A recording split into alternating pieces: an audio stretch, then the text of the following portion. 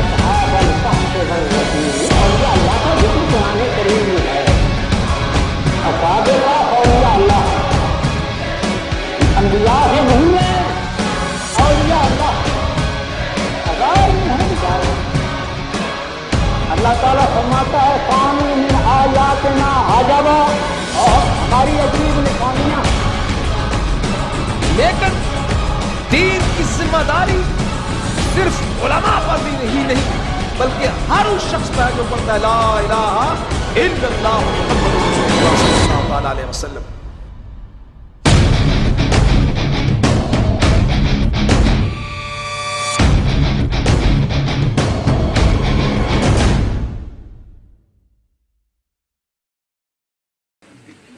یہ تھے جناب استاد العلماء مفتی اسلام حضرت علامہ مولانا مفتی رسول حق سعیدی صاحب.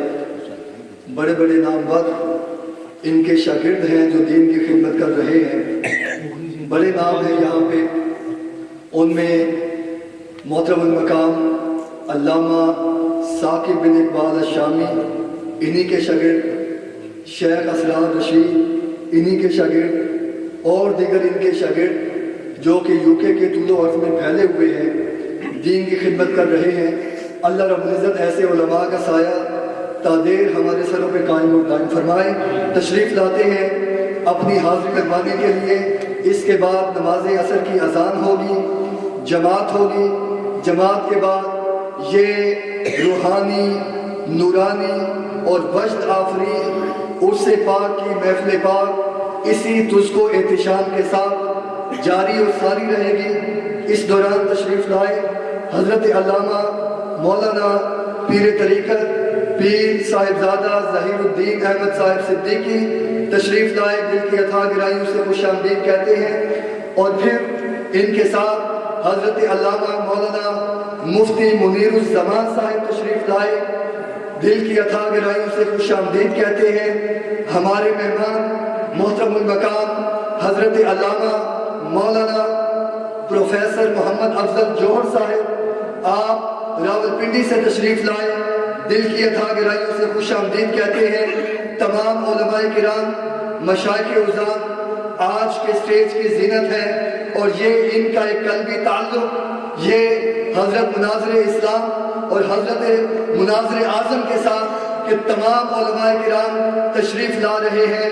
ابھی تشریف لاتے ہیں اپنی حاضری لگوانے کے لیے حضرت علامہ مولانا پیر سید ظفر اللہ شاہ صاحب تشریف لائیں, اپنے خیالات کا اظہار فرمائیں.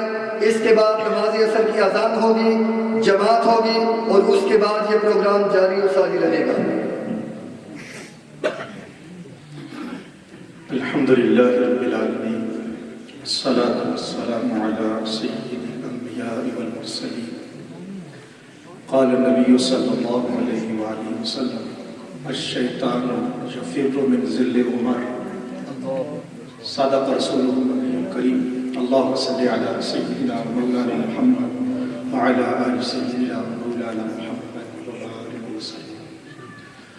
حمد و صلاۃ کے بعد حضرات علماء کرام, میزبان مجلس ممتاز مذہبی اسکالر حضرت علامہ پیر زین الاقطاب صدیقی صاحب, دیگر ہمارے سرتاج اساتذہ کرام علماء کرام تشریف فرما ہے. میں نے آقا کریم صلی اللہ علیہ وآلہ وسلم کی حدیث پاک پڑھنے کا شرف حاصل کیا. حضور اکرم نور مجسم صلی اللہ علیہ وآلہ وسلم نے سیدنا عمر فاروق رضی اللہ تعالیٰ عنہ آپ کی شان بیان فرمائی کہ میرا عمر وہ ہے کہ جس کا سایہ دیکھ کر شیطان بھاگ جاتا ہے, اس کے سائے سے شیطان بھاگ جاتا ہے. قہاریوں, غفاریوں, قدوسیوں, جبروت, یہ چار عناصر ہوں تو بنتا ہے مسلمان. یہ شان میرے آقا کریم صلی اللہ علیہ وآلہ وسلم کے صحابہ کرام اہل بیت اطہار کو عطا کی گئی. میں نے جو حدیث پاک تلاوت کی, پڑھنے کا شرف حاصل کیا, آج جس ہستی کا ہم عرس منا رہے ہیں, اگر اہل سنت نے کوئی مناظر اعظم کہے تو آگے تشریح کی ضرورت نہیں پڑے گی، ایک ہی نام سامنے آئے. یعنی بعض ایسے القابات ہوتے ہیں، ٹائٹل اتنے ہیں کہ اگر کہیں تو اس کے لیے پھر کئیوں کو ڈھونڈنا پڑے گا. لیکن مناظر اعظم اہل سنت میں اگر کوئی کہے گا تو نام فقط ایک ہی آئے گا، اور وہ ہستی جنہوں نے ہر میدان میں للکارا، اور ان پر سیدنا فاروق اعظم کا فیض تھا. نسباً وہ صدیقی ہیں لیکن فیض ان پر وہ جلال والا تھا کہ ان کی ذات کو دیکھ کر ہی بدعقیدہ بھاگ جاتے تھے. اور پھر ان کے ہاں جو علم تو تھا، اور پھر قرآن مجید کے ساتھ ان کا تعلق تھا. قرآن جس روانی سے پڑھتے تھے، جس طرح وہ سمجھاتے تھے، مجبے پر ایک جو ہے وہ وجد کی کیفیت ہوتی تھی ان کا قرآن پاک پڑھنا. پھر اس کے بعد اللہ پاک نے جو ان کو بصیرت عطا کی، مناظرانہ جو شان آپ کے ہاں ہے. علماء بتاتے ہیں کہ ایک شیعہ اس کا مناظرہ تھا تو اس بدبخت نے آتے ہی یہ کہا کہ سنی میں اور خنزیر میں کوئی فرق نہیں ہے. یہ جملہ بڑا سخت تھا. اب یہ جو تدبر ہے، یہ بصیرت ہے، یہ ہر کسی کو نصیب نہیں ہوتی.